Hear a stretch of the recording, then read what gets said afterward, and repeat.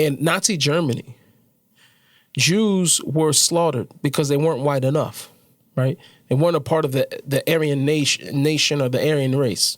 They weren't white enough. They didn't fit into what Hitler, Yamak Shemo, may his name be erased, thought should be of a human race. And because they were not white enough, they were slaughtered. Here we go, fast forwarding to today. They're too white.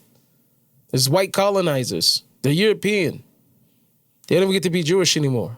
Oh, these are the real people. Are they not the real people? Just people need to really understand that the question of whether or not these are the real people is contradicting. And I'm not going to go through all the verses. If you want to watch the last episode, listen to the last episode if you're listening to this. But is undermining the fact that God's prophecies are coming true to our very eyes. Now, for those of you who are of the replacement theology, which we'll probably talk about a lot today, for you and for those, yes, you have every reason in the world to find some other reason why we're all watching the hand of God move. And you will for sure forever come up with an excuse for why that's not actually happening. Right? That the land in itself, which is responding, as God said, is responding to the people coming home. And it's including everybody. I thought about this actually because it's one of the truth. I actually didn't get this person. I want to find their comment. If you're watching the video of this, then I'm going to put up the person's name because I didn't get to address this comment. But there was a person, I believe he was Jewish. I thought I saw a Jewish name, who mentioned that even in the 1700s, even I could go back to the 1500s, right? And Tzfas up north, I think, how do you say Tzfas? I think it's Safed. I forget how you actually say Tzfas in English. In the north, in the upper Galilee region, the Arizal, Yitzhak Ashkenazi, you had the compiler, you could say author, of the Shulchan Aruch, the Code of Jewish Law, Rabbi Yosef Karo, or Yitzhak Luria Ashkenazi, which is the Arizal, the father of Kabbalah, all the way to the students of the Baal Shem Tov, who was the founder of the Hasidic movement. And all these people were here in the land, building up the land in the 1700s, 1500s. There were Jews already back here in Israel. Okay? Now, there is truth, and a lot of where the disagreement happens, I guess I'd say some of the infighting here as far as Jews are concerned, is when these Zionists came from Europe, there was obviously some discrepancy because a lot of them were not Torah observant. And in fact, a lot of them wanted to uproot religion from the land itself, and the idea to form a state that did not have religion.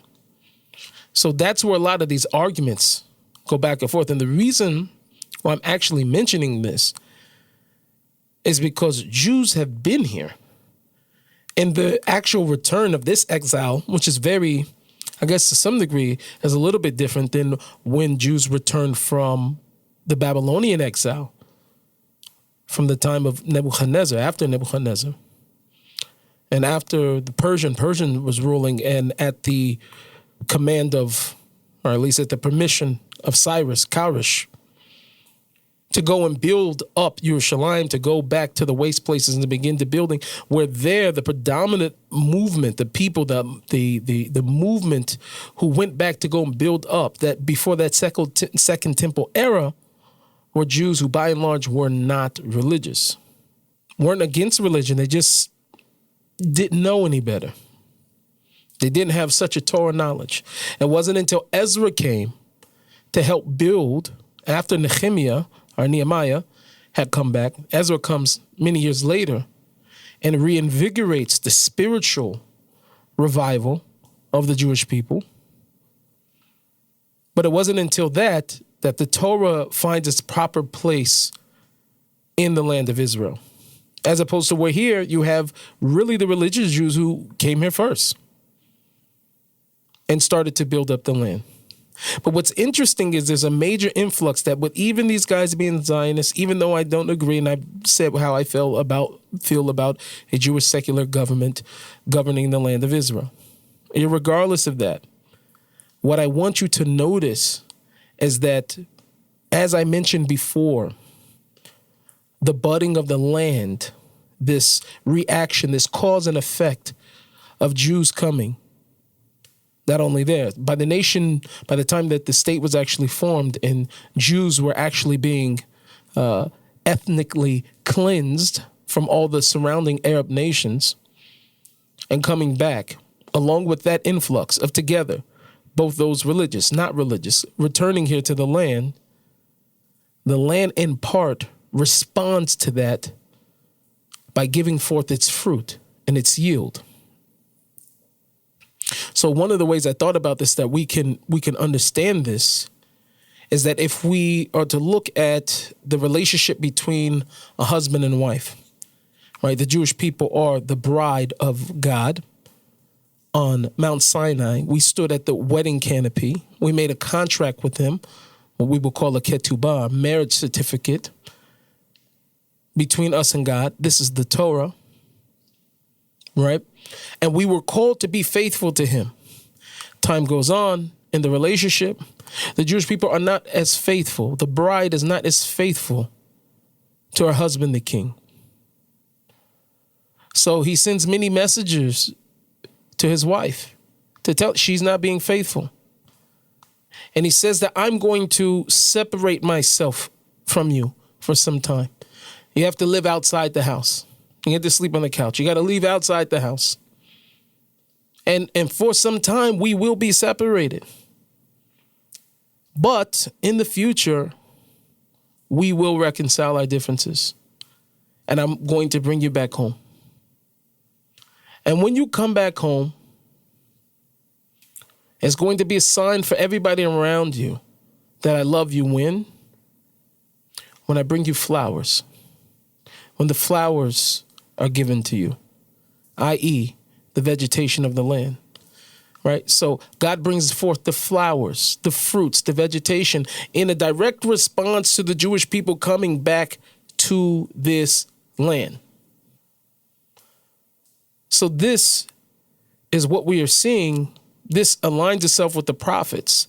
In order to believe in a replacement theology, you have to be saying that no, God completely divorced them.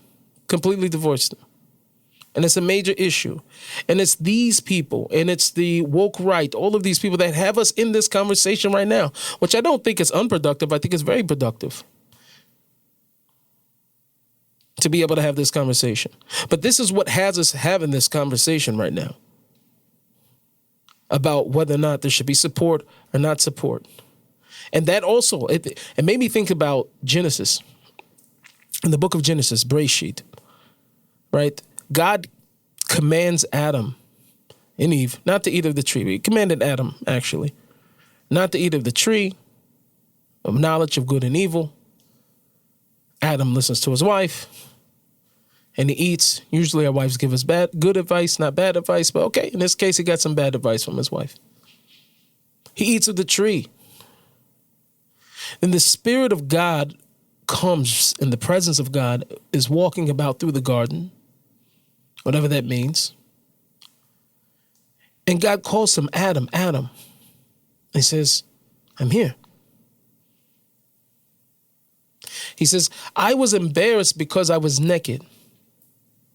I was unclothed. And God says over to Adam, who told you that you didn't have on clothes? Who told you that you were naked? Adam's in trouble now. Because he realizes this is not a thought that I had before. Something or someone, some snake has come in and corrupted me. And now I'm thinking about things that I never would have thought about before. And I think that that's one of the ways that we could look at what's actually taking place here today.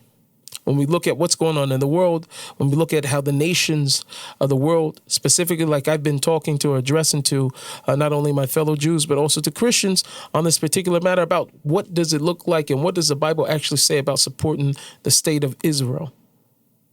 Regardless of you are a Jew or a non-Jew, what does the prophets actually say? What should we be looking forward to? So in light of that, we know that there have been snakes. There have been snakes, primarily those of us who are familiar with those snakes that are on the right, or pretend to be on the right. And the reason why they're snakes is because they pretend and profess to be religious, to be those who walk after the way of God, but ultimately, that's not necessarily what we're seeing from these people. Okay, so with all of that, I'm probably going to readdress some of those things, but I want to get into our first comment, our first question from John Ray, which is 1956. Very nice. I don't know if that was the age, but thank you so much, John Ray. So John Ray asked, Rabbi Nissim Black, I have a question. You have Joel chapter 4, verses 1 through 2. You have the nations that try to divide the land today.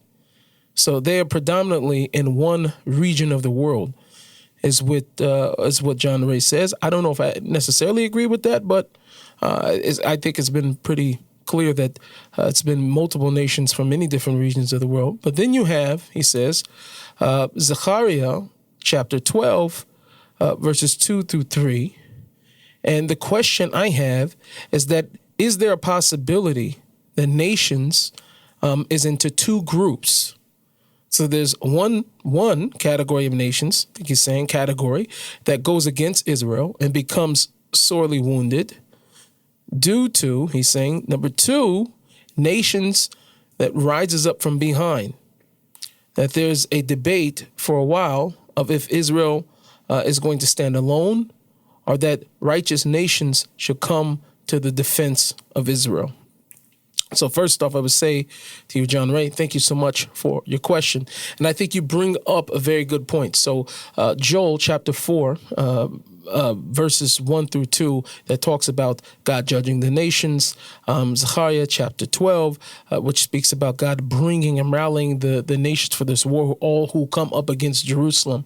That's verses 2 through 3. So both of these passages actually speak very clearly about the nations gathering against Israel and the judgment that's going to follow because they have gathered against Israel. Now, the question that you ask is very powerful because is there a possibility that the nations divide into two groups, that there'll be some against Israel and there'll be some that are defending Israel? And this is going to be crazy what I'm going to say, but I'm going to bring this later on because there's another question that I have to give justice to, but I want everybody to continue listening because the full answer for this I'm going to give probably in another question, but I'm going to answer you as much as I can right now. So I want you to look at the scriptures with me. So in Zechariah, in the 14th chapter, verses 14 through 16, you'll see over there that it talks about, it says that not all the nations are going to be destroyed. Now, these, I think more so the way to interpret these verses I'm going to give you are still those from within those nations that did attack or came up against or were against Jerusalem or Israel and the Jewish people. Not all the people are going to be destroyed because we see specifically in Zechariah that it tells us that everyone who's left of these nations that do not come up, who came up against Jerusalem, they should go up year to year to go and worship the king. Who's the king? God. They're going to go and bow to the king, the Lord of hosts. And what they're going to do is they're going to go up and worship during the festival of Sukkot, or the Feast of Tabernacles, or the Festival of Booths, whatever your translation says. We call it Festival of Sukkot. So this means, and God says later on that if they do not come up, there's going to be obligation, both Jew and non-Jew, that everybody is to stream to Jerusalem for the Festival of Tabernacles, one of the pilgrimage festivals, to go and bow down, give alms, whatever, to the king. And that means that if a person doesn't do that, and if they don't do that, then God will cause it not to rain on the land. So very famous passage. So that means that there will be survivors from among those nations who probably have humbled themselves and they've joined Israel in the worship of God. So we also see that in Isaiah 60, chapter 60, verses 10 through 12, that there will also be some of those nations that actually come to aid Israel. I don't know if it's in the sense of war or whatever the case is. We're not really clear because of the oracular nature of the book of Isaiah, if it's before or after, but it does speak of foreigners will rebuild your walls, which is actually true. We see this even still. So foreigners will come and rebuild the walls, and their kings will come and serve you. So for the nations, he says, of those kingdoms, that will not serve you will perish. And all those nations are going to be utterly ruined. So this clearly shows here, at least, that there are nations who choose to serve and who will support and even rebuild Israel in the end. Another powerful passage is Isaiah 49, chapter 49, verses 22 through 23, where God says, "Behold, I will lift up my hand to your nations, and kings shall be your foster, like your tend to your children, and their queens shall be the nurses, actually to feed them, feed off to the children, and they shall bow down to you with their faces to the earth." So this actually shows that there is going to be rulers, even of the world, that will actually honor Israel and serve them restorations. In essence, God will get vengeance. And he's very clear about that. I just want to let you know that we have launched Nissim Black Store. All you have to do is go online, order yourself one of these amazing mugs, God is King, with a matching t-shirt. We have a whole plethora of different shirts that are all about representing God wherever you go. As believers in the one true God of Israel, it is our duty not to hide, not to back down, not to shy away from expressing our faith wherever it is that we go. If you want to go and walk righteously before your God with a nice t-shirt, with a nice sweater, with a mug that's reminding us constantly that God is here with us, go to nissimblack.store and make sure you get yourself some merch. It really helps support this channel and everything that we're doing and everything that we plan to do. And trust me, you don't want to miss it. I thank you all for all of your support. So wait, if you like what you just saw, click this one right here. And if you'd rather hear the full episode, you could just click right here. Make sure that you like and subscribe and hit the notification bell so that when any new episodes of the podcast is released, you will be amongst the first to know.